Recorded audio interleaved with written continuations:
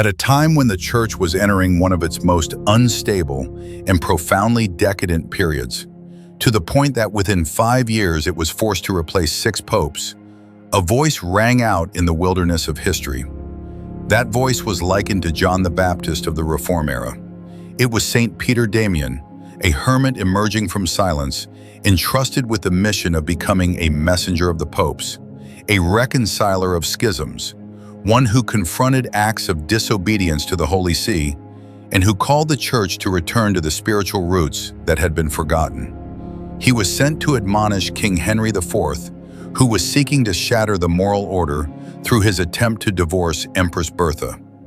What endowed a hermit with such weight that even royal authority was compelled to listen? This is the story of St. Peter Damian. Before we step into that journey, please let me know where in the world you are watching this video from, or leave the word Amen as a sign of prayerful communion. Do not forget to press like and subscribe to the channel to watch many more moving stories about the saint. Some people do not enter life through light, but through loss. Not embraced by the arms of parents, but shaped by deprivation, humiliation, and silence. It was precisely from that place that a quiet calling began. St. Peter Damian was born in Ravenna in 1007, amid the poverty and instability of a family lacking firm support. His childhood opened with rupture. His parents passed away too early, leaving behind a child forced to grow up under the indifferent gaze of the world. Those early years were not marked by gentle memories, but by experiences of contempt and exploitation, as though his very presence had never been acknowledged. In the cramped houses of Ravenna, the child learned to remain silent in the face of injustice, learned to endure when his voice fell into emptiness. The helplessness of a child without refuge became the interior setting for a long journey. Peter Damian grew up among unanswered questions, amid a sense of abandonment familiar to many figures of Scripture. The image of Joseph sold into Egypt, or David forgotten among the pastures, were not distant comparisons, but faces reflecting a spiritual law. God often begins his work with the small and the overlooked, where weakness is laid bare and no protective covering remains. It is there that faith is forged not through safety, but through perseverance. In those years, Ravenna was not merely a place name, but a symbolic setting. The city that had once shone with power also carried its shadows, where the poor had to learn how to survive on the margins. Peter Damian walked within that context, carrying an unresolved memory.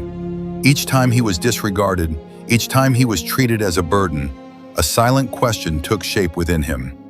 That question did not erupt into resistance, but settled like a seed awaiting its season. From very early on, he learned the lesson of silence, a lesson that would later become the foundation of his spirituality. Grace did not arrive as a dazzling event, but appeared through a door that opened at the right moment. His brother, named Damian, received Peter as his own son, drawing him out of a trajectory of destruction and restoring to him the dignity of a person who is cared for. This act was not merely material support, but an affirmation of human worth. In the new household, Peter Damian was given access to education and was recognized as a subject with a future. From this point on, the name Peter Damian carried within it a living memory of salvation, the memory of a hand extended at the right moment when the path seemed already closed. Being taken in did not erase old wounds, but placed them within a new order. Painful memories did not disappear, they were transformed into depth. Peter Damian began to study not only to accumulate knowledge, but to seek meaning in what he had endured. Each page opened like a door leading to a wider world, where intellect could become a means of understanding life and of understanding himself. In that atmosphere, a new longing took shape, a longing to rise beyond the limits that had once bound his childhood. This interior transformation unfolded quietly, in the way God often acts. There were no outward signs that something significant was being prepared. Yet it was precisely during those years of care and study that a solid foundation was laid. Peter Damian learned to connect painful memory with responsibility, learned to turn injustice into a driving force for the pursuit of truth.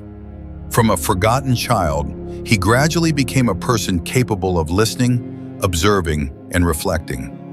The result of this period was not a compensated childhood, but a refined soul. The original fracture was not concealed. It became a channel through which light could enter. In the depths of that interior world, a deeper longing began to form, a longing to seek what endures beyond circumstance. That longing did not yet have a clear name, but it was oriented toward truth, toward justice, toward an order not dependent on human change. God does not erase darkness, but uses darkness as the backdrop for light. And that light would rise in the intellect, in a mind that had learned to face reality without losing hope. Peter Damian emerged from childhood carrying a distinctive inheritance, the memory of loss, the experience of being rescued, and an interior life ready for greater challenges.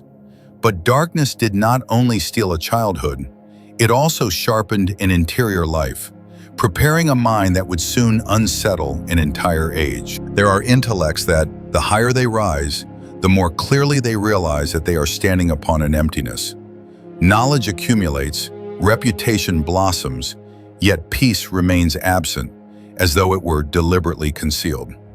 After years of childhood worn down by deprivation and silence, Peter Damian entered the world of learning like one who had just escaped a cramped room to face an open sky. Ravenna, Faenza, and then Parma successively became stages of his intellectual journey, where he gained access to the treasury of law, language, and classical Latin literature. What had previously been only a vague aspiration now gradually took on concrete form. Study was no longer a means of survival, but became a space in which he could shape himself, reclaiming the value of a human life that had once been disregarded. At around 25 years of age, Peter Damian had become a professor, a position that caused many of his contemporaries to look upon him with admiration. In the lecture halls, his words were persuasive, his reasoning rigorous, his style clear and luminous. He stood out in law and Latin literature, two fields that demand both a keen memory and the capacity for abstract thought. For many, this was the sign of a path already established, a future bound up with reputation and social influence. Yet precisely at the place that seemed to have reached the summit, a quiet unease began to emerge. Students and colleagues saw in Peter Damian the image of an exceptional intellectual. He was recognized as one of the finest Latin philologists of the medieval period, proficient in ars scribendi, mastering language, reasoning, and form. Words for him were not arbitrary tools, but an ordered structure in which each phrase carried the weight of meaning. Writing and teaching resembled an art in which beauty and truth were meant to walk together. His reputation spread, the doors of the intellectual world opened, and praise appeared as a natural reward. Yet this success did not bring a sense of rest. On the contrary, the more he mastered knowledge, the more clearly Peter Damian perceived its limits. Knowledge broadened vision, but at the same time exposed gaps that could not be filled by reasoning. Like Solomon, who had gathered all wisdom, yet still uttered words of weariness, Peter Damian felt the restlessness of his inner life keenly. Intellect allows human beings to name the world, but it lacks the power to answer the question of life's ultimate meaning. In the long nights after teaching hours, when the noise of the lecture halls had subsided, he confronted himself. The words that had once helped him win the admiration of others now appeared fragile. The impotence of worldly knowledge became evident, not as an obvious failure, but as a prolonged silence. He understood that knowledge, however refined, remained only a means. It could guide the way, but it could not become a place of rest. This very awareness created a deep conflict between outward appearance and inner life. This tension did not drive Peter Damian into bitter skepticism, but led him toward another form of seeking. He began to read texts no longer to debate, but to listen. Pages that had once been objects of analysis now became a challenge addressed to him. In this depth, he came to recognize that truth did not lie at the peak of academic achievement, but where God reveals himself. This was not a philosophical conclusion, but an inner experience, a quiet yet decisive reorientation. Grace arrived within that awareness, like light slipping through a narrow crack in the door. Peter Damian did not abandon intellect, but placed it within a new order.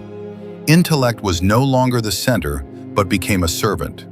What he had learned, what he was able to express, was now measured by its capacity to lead human beings closer to living truth, rather than by the degree of subtlety in argumentation. The peace he sought did not appear at once, but a new direction had been established. During this period, Peter Damian began to feel weary of the world's applause.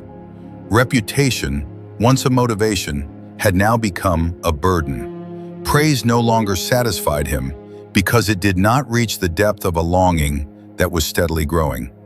He realized that if he continued along the old path, the inner emptiness would only widen. Intellect could guide the way, but it could not be the destination, and it was precisely this realization that compelled him to look toward another horizon. This transformation did not take place in a single dramatic moment, but through a slow process. Peter Damian did not cast aside his books, nor did he immediately refuse the responsibility of teaching. Instead, he allowed the larger question to permeate each thought, each decision. With each passing day, the distance between academic life and inner longing became more distinct. That tension resembled a call, not yet articulated, but strong enough to alter the direction of a human life. Intellect can guide the way, but it cannot be the destination. And Peter Damian began to withdraw from the world's applause. This was not a noisy rupture, but an inner retreat, where value was measured by fidelity to truth rather than by recognition from the crowd. In the growing silence, another decision was being prepared. When knowledge is no longer sufficient to sustain the soul, a person will either fall into despair or turn toward an entirely different path. For Peter Damian, that path was about to open, not by the lights of the lecture hall, but by the silence of a space in which God could be heard. Some decisions are not made amid applause, but in absolute silence. When Peter Damian withdrew from the world, he was not fleeing, he was entering into an uncompromising confrontation. After years of teaching and being respected in academic circles, Peter Damian became acutely aware of the gap between what he understood and how he lived. Knowledge had opened paths, yet it posed a more demanding question, the question of where a person places the foundation of his life. It was within this prolonged stillness that the decision took shape. Around 1034, he renounced secular life and entered the monastery of Fonte Avellana, a community renowned for its ascetic discipline. This step did not bear the marks of an impulsive act, but was the result of a mature interior process in which the call had become so clear that it could no longer be postponed. Fonte Avellana did not welcome newcomers with ease. The monastery stood amid a harsh, natural environment, separated from the familiar routes of society. There, the rhythm of life was shaped by prayer, fasting, and silence. Peter Damian entered this setting carrying the formation of an intellectual, yet also with the awareness that what he brought with him would be tested. This spiritual desert was not meant for the display of ability, but for purification.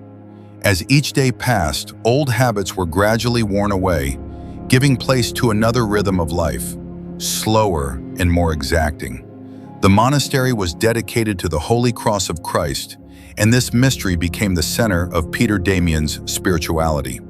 The cross was no longer an abstract symbol or a subject for academic reflection. It was present in the daily rhythm, in hidden sacrifices, in the acceptance of the limits of body and will. Choosing to remain with the cross was a concrete choice, touching every small decision, from the manner of eating to the use of time. Here, Peter Damian learned that love for Christ is not measured by emotion, but by fidelity in what is repetitive and demanding. In the silence of Fonte Avellana, he relearned the language of prayer. That language did not rely on rhetorical structure or rigorous argument, but on presence. Like Elijah in the cave, Peter Damian listened for the gentle whisper rather than for noisy signs. Like Jesus in the wilderness, he confronted himself, along with the subtle temptations of intellect and reputation. This desert was not a place where one escaped the world, but a place where the world was restored to its proper position. The early days were far from easy. A body accustomed to academic rhythms had to adapt to ascetic discipline. A mind used to constant activity had to accept stillness. Peter Damian realized that silence does not naturally bring peace. It first exposes interior turmoil. During prolonged hours of prayer, old memories resurfaced, and unresolved questions returned. Yet it was precisely through perseverance that a new order gradually took shape. Prayer was no longer an activity interwoven among others, but became the foundation supporting the whole of life. The cross, at the center of the monastery, also became the standard by which Peter Damian reread himself. He understood that loving Christ cannot be separated from accepting the path Christ himself had taken. For this reason, he declared decisively, "Those who do not love the cross of Christ do not love Christ." This declaration was not meant as self-assertion, but as an interior orientation, a continual reminder of what is essential. The cross was not to be retained as a beautiful idea, but as a reality to be lived. In this environment, Peter Damian's intellect was not discarded, but placed in a new position. Knowledge, once central, has now become a servant of prayer and contemplation. Scriptural texts were no longer objects of purely analytical study, but living words that demanded a response. He read not to prove, but to be transformed. Each passage opened like a mirror, reflecting the truth about the human person and about God. The intellect bowed before mystery, and precisely in that bowing, it rediscovered its deeper meaning. The desert of Fonte Avellana was also the place where Peter Damian learned about community differently. Common life was not based on shared preferences or abilities, but on a shared orientation toward a single center. Personal differences did not disappear, but were placed under the light of a common purpose. In that atmosphere, Peter Damian recognized the value of obedience and listening, virtues that intellect alone can scarcely produce. The community became a school of patience and humility. As time passed, the decision to abandon the world revealed its depth. Peter Damian did not lose his identity, but discovered a new interior unity. The fragmented elements of his earlier life were gradually brought together. A wounded childhood, an academic journey, and the choice of asceticism were no longer in opposition, but complemented one another. The desert became a space of healing, where what had once caused division was reordered into a more harmonious whole. The cross became a new school, where the intellect bowed and the soul was reborn. This was not the end of the journey, but the beginning of another phase, in which what had been purified would be entrusted to a broader mission. Peter Damian emerged from this period with a deep conviction that listening to God in silence is always accompanied by the responsibility to respond to his call within history. But the desert is not only a place where a person listens to God, it is also the place where God prepares a person for a greater mission. Some people are entrusted with the responsibility not to shine, but to keep the fire alive. Not in the public square, but in small rooms where silence itself becomes speech. After years forged in discipline and prayer at Fonte Avellana, Peter Damian did not seek a leadership role, yet responsibility came in search of him. The community recognized in him a rare maturity, a man who knew how to listen rather than impose, to discern rather than display. Peter Damian was chosen as prior, not as a reward for talent, but as an act of trust placed upon a life that had been purified. From that moment, his eremitic vocation entered a new dimension, no longer only a personal path, but a responsibility to sustain a community. In the role of prior, Peter Damian did not introduce reforms of a merely formal kind. He composed a rule for eremitic life with a clear intuition that the core of religious life does not lie in external structures, but in the rhythm of the interior life. That rule emphasized silence, fasting, prayer, and obedience, 4 pillars that keep the eremitic flame from going out. Silence allows a person to stand before God without concealment. Fasting frees the body from dependence. Prayer binds every moment of life to mystery. Obedience places the self within the order of love. Peter Damian understood that rules are not a burden, but a supporting framework. He did not use the rule to control, but to protect what is most fragile in religious life, namely the capacity to listen. In a world easily swept up in activity and speech, his rule preserved for the community a different rhythm of life, where value was measured by daily fidelity. Ascetical prescriptions were not meant to make a person harsh, but to free the heart from unnecessary distractions. From this intuition, Peter Damian described the hermitage cell with a simple yet profound image: a reception room where God comes to converse with the human person. For him, the small room of the hermit was not a place of flight from the world, but a space of encounter. In that reception room, God was not welcomed with solemn ritual, but with faithful presence. This image reveals how Peter Damian understood eremitic life, not as a refusal of relationship, but as bringing relationship back to its core. From personal experience, Peter Damian broadened his vision toward tradition.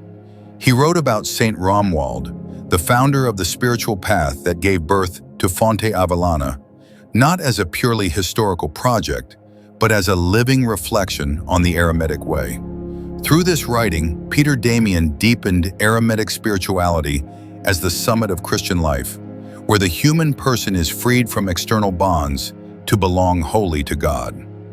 Writing about Saint Romuald was also a way of situating his community within the continuous flow of tradition, reminding them that present life is sustained by the memory of those who came before. In those pages, spirituality is not presented as a distant ideal, but as a concrete path. Peter Damian shows that eremitic life is not opposed to the life of the Church. On the contrary, it is a hidden source that nourishes the whole body. Like a heartbeat that is not visible yet determines life, eremitic life, in his view, holds a central role, even if seldom seen. For this reason, the responsibility of the prior was not to expand outward influence, but to safeguard the inner rhythm. The result of this manner of guidance was a purified community. The monks were not invited to become prominent figures, but to become integrated human beings. Their life became a wordless witness, a testimony written in the rhythm of prayer, in perseverance in small things. Peter Damian did not seek to imprint his personal mark upon the community, but allowed the shared spirituality to shape each individual. In that atmosphere, unity did not arise from outward uniformity, but from a shared orientation toward a single center. Under the guidance of Peter Damian, Fonte Avellana became a place where silence carried weight, where each repeated day was not regarded as monotonous, but as an opportunity for fidelity. He taught the monks that spiritual life is not measured by moments of intensity, but by the capacity to remain. To remain winrare when emotions are exhausted, to remain with the community when weary, to remain with the cross when the path becomes heavy. Peter Damian was also clearly aware that keeping the flame alive is never a safe task. Fire must be protected, but it must also be nourished. If enclosed too tightly, it can go out. If exposed too early, it can be swept away by the wind. The role of the prior, therefore, requires constant discernment. He learned to read subtle signs in the life of the community, to know when to admonish, when to be patient, when to remain silent alongside his brothers. This sensitivity gave his leadership a depth that was spiritual rather than administrative. In the light of Scripture, Peter Damian can be compared to the guardians of the temple, those who kept the lamp from going out during the night. They were not praised, yet their fidelity ensured that the community had a place to gather. At Fonte Avellana, this role was lived in concrete terms. He did not build large structures, but built human beings. He did not create forums, but created space for God to be present. When spirituality is preserved, light begins to shine beyond the monastery walls. Although Peter Damian did not intentionally turn outward, that very inner fidelity made his life and his community a point of reference. People came to Fonte Avellana not because of the display, but because they sensed something enduring there. The flame, kept in silence, began to warm those who stood nearby. And it was precisely this flame, preserved in silence, that would soon be tested by the great winds of the age. There are moments in history when silence is no longer humility, but complicity. Faced with the church's moral decay, Peter Damian understood that speaking the truth would come at a cost. From Fonte Avellana, where silence was safeguarded as a virtue, Peter Damian still could not turn away from what was unfolding beyond the monastery walls. News of the church's condition in that era did not arrive as a distant rumor, but as fractures increasingly visible within the very body of the church. He witnessed the grave corruption of the clergy, where holy orders were bought and sold, where spiritual authority was exchanged for worldly gain, where moral life deteriorated to the point of wounding the very mission entrusted to it. What should have been signs of grace became causes of scandal. This condition did not remain at the margins, but seeped into the center. Many bishops and abbots behaved like rulers, using power as a tool to secure their position rather than to care for souls. The office was detached from responsibility, and the sacred ministry was emptied by a way of life at odds with the gospel, as though the devil were seeking by every means to tear the church apart. Peter Damian recognized that these were no longer isolated personal failures, but a systemic illness. The decay did not lie in a few specific individuals, but in a mentality that had accepted the exchange of holiness for outward stability. Confronted with this reality, Peter Damian faced an intense interior conflict. The eremitical life had taught him to love silence, but conscience did not allow him to use silence to cover over the truth. A sense of powerlessness emerged when he realized that withdrawal into prayer, though necessary, was not sufficient to confront a crisis that was gnawing at the entire structure of the church. It was precisely within this tension that a decision took shape. The decision to use words as a painful yet necessary form of service. Peter Damian wrote Liber Gomorianus, a work not intended to seek consensus, but to expose the deepest wounds of the church. In it, he openly denounced the buying and selling of ecclesiastical offices and the moral corruption of the clergy, realities that were distorting the face of the church. His language was not evasive, nor did it seek to soothe the reader.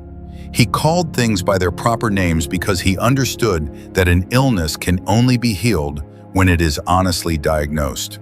Liber Gomorianus was not the cry of an outsider, but the warning of one who loved the church enough to wound, to heal. Peter Damian did not write from a position of superiority, but from communion with the suffering of the church's body.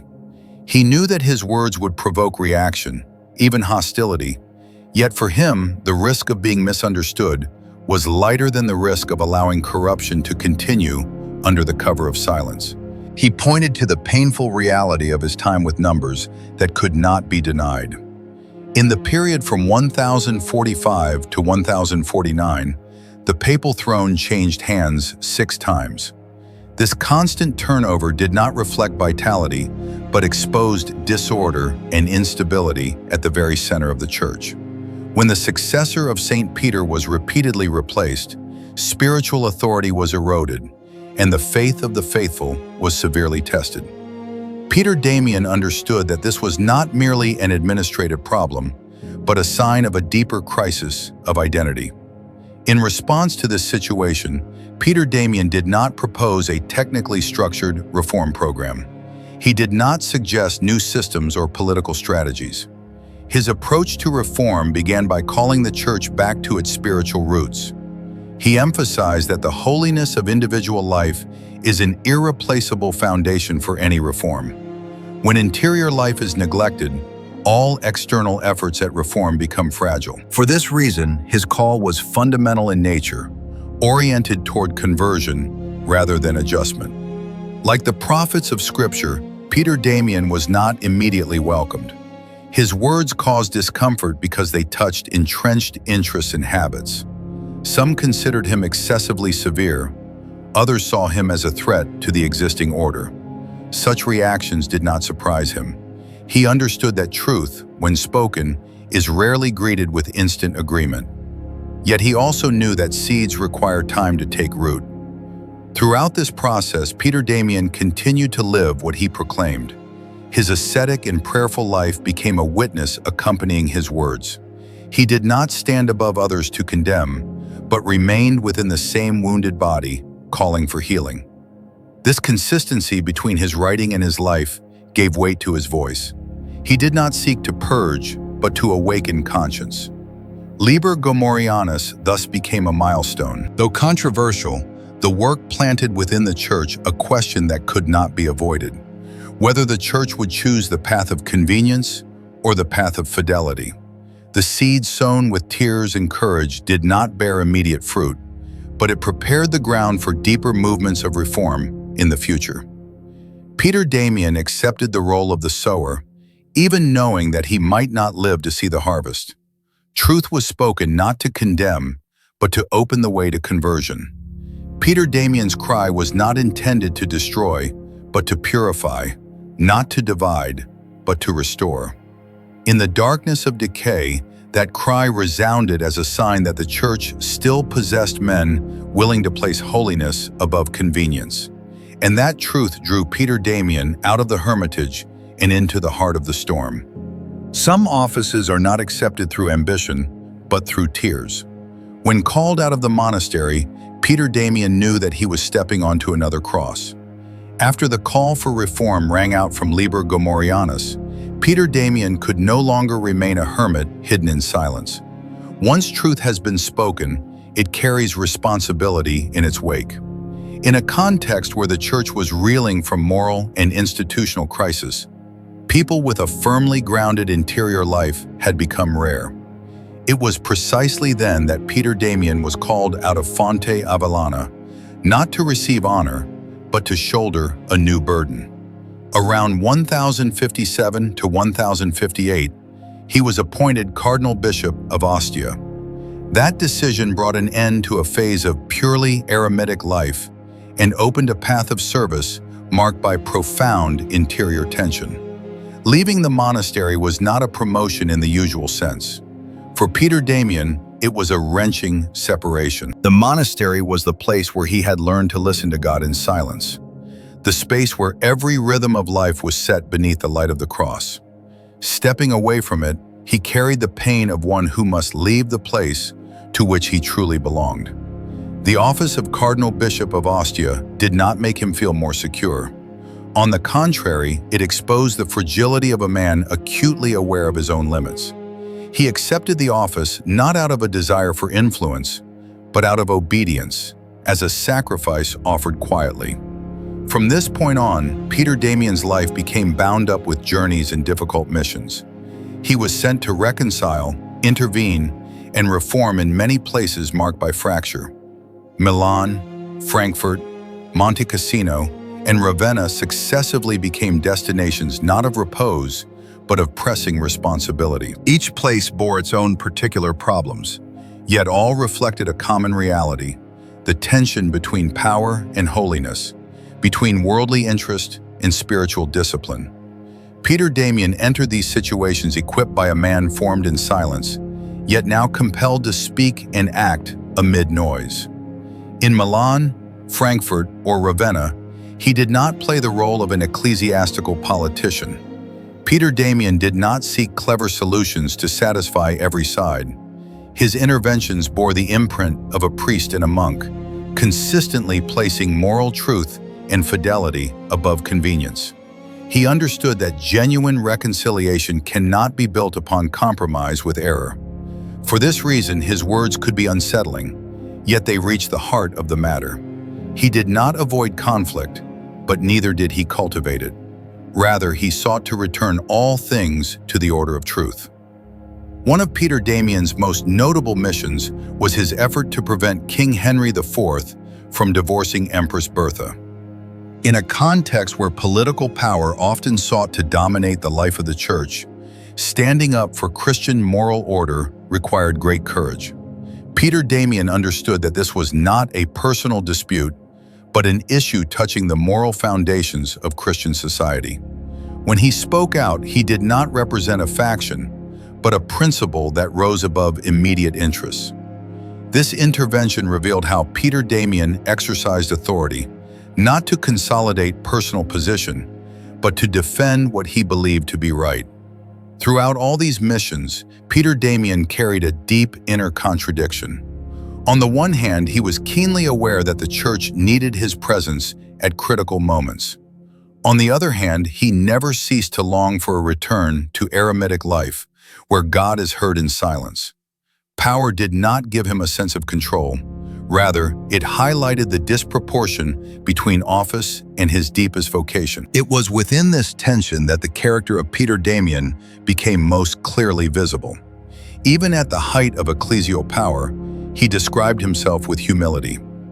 "I am the lowest servant among monks." This self-designation was not a rhetorical gesture, but a reflection of how he saw himself. Peter Damian did not allow the office to define who he was. Instead, he allowed his monastic identity to shape the way he exercised office. This gave his authority a different quality, the authority of service, the authority of one who knows where he stands before God. In meetings, negotiations, and difficult decisions, Peter Damian did not seek to impose, but to awaken conscience. He did not forget that authority in the church has a single purpose: to build communion in truth. For this reason, even when drawn into the center of the storm, he preserved a firm inner axis. That axis had been formed through years of prayer and ascetic discipline, and it now became the support that kept him from being swept away.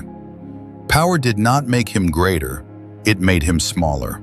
The office of Cardinal Bishop of Ostia did not distance Peter Damian from his original identity. On the contrary, it tested and refined it. Each step taken in authority reminded him of human fragility and the necessity of grace. It was precisely in this becoming smaller that his spiritual strength was revealed. Yet power did not cause him to grow. It only made more evident his deepest longing: to return to the place where God speaks in silence. Some deaths cause no immediate upheaval, yet history cannot pass them by. When Peter Damian closed his earthly life, what he left behind truly began to speak. After years being drawn into the very center of the church's storms, Peter Damian's deepest longing still turned toward silence. He desired to return to the eremitical life, where the rhythm of prayer sustained every breath. In 1072, while on the journey back to that way of life, he fell ill in Faenza. The event came quietly, without drama, much like the rhythm of life he had always sought.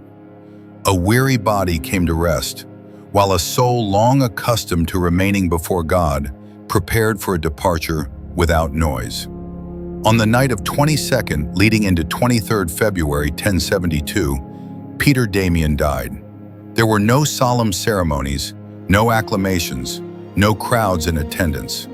A life that had passed through lecture halls, monasteries, and centers of power closed in the simplicity of one who had chosen to become small. That death fully reflected the path he had lived, a path that consistently sought withdrawal from the spotlight to stand before another light. No monument needed to be raised at that moment, for his witness did not require validation through ritual. The silence of that final moment was not an ending. On the contrary, it brought into relief a paradox familiar in the history of the saints. When the human voice falls silent, the voice of legacy begins to resound. What Peter Damian left behind did not consist of visible achievements, but of deep axes embedded within the life of the church. The spirituality of the cross that he steadfastly lived and proclaimed continued to serve as a measure for Christian life, reminding believers that love for Christ is always accompanied by readiness to walk the path he himself walked. In the field of theology, Peter Damian's mark is evident in his reflection on the mystery of the Trinity. The terms processio relatio, and persona, which he employed and developed, became part of the language through which the Church articulates what exceeds ordinary expression. This theology was not detached from prayer, but arose from contemplation. In this way, theological reflection was placed in a living relationship with mystery, avoiding the risk of becoming a closed system. The spirit of ecclesial reform is likewise an inseparable part of that legacy. Peter Damian did not leave behind a reform program in a technical sense, but an attitude. It was the attitude of daring to name the truth, daring to place holiness above convenience, and daring to accept the cost of fidelity. That spirit continued to guide later generations, reminding them that authentic reform always begins with interior conversion.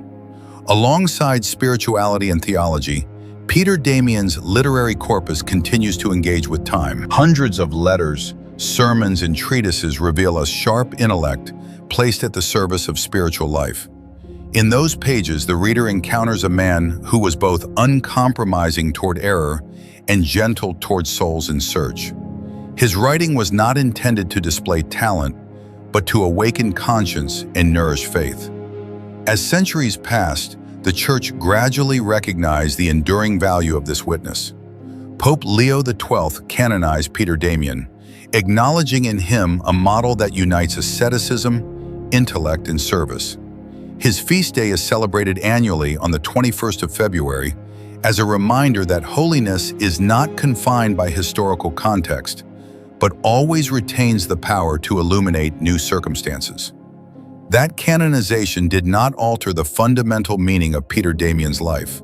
He did not become more significant in the Church's memory because of a title, but because of the consistency between his words and his life. The recognition of sainthood confirmed what those who had encountered his legacy had long sensed, that this was a man who allowed grace to shape his entire journey. Death did not close the story, but opened a ministry of intercession. Peter Damian, who once stood between the silence of the monastery and the noise of reform, now remains present in the Church's memory as a voice of prayer. His life continues to resonate, not through power or renown, but through the weight of a fidelity that had been tested. And from that legacy, the prayer of the Church continues to rise. Some lives do not invite us to stand and applaud, but invite us to kneel. Before the witness of St. Peter Damian, the most fitting response is no longer analysis, but supplication. O God, Father of lights, we give you thanks for having given the Church St. Peter Damian, a son who allowed grace to guide every stage of his journey.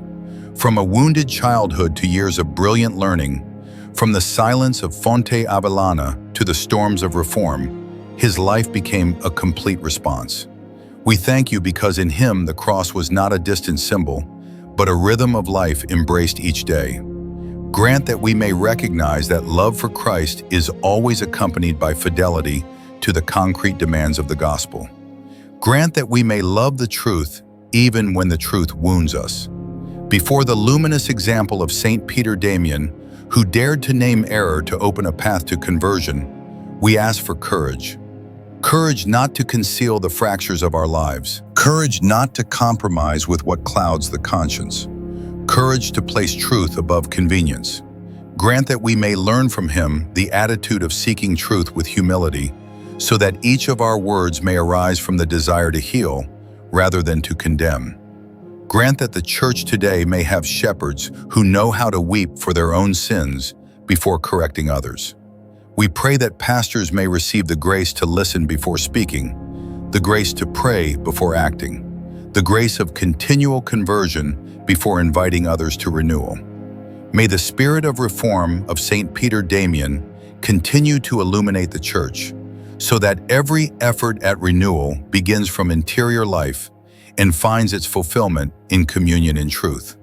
May authority in the Church always bear the form of service, and may every responsibility be exercised in the light of the cross.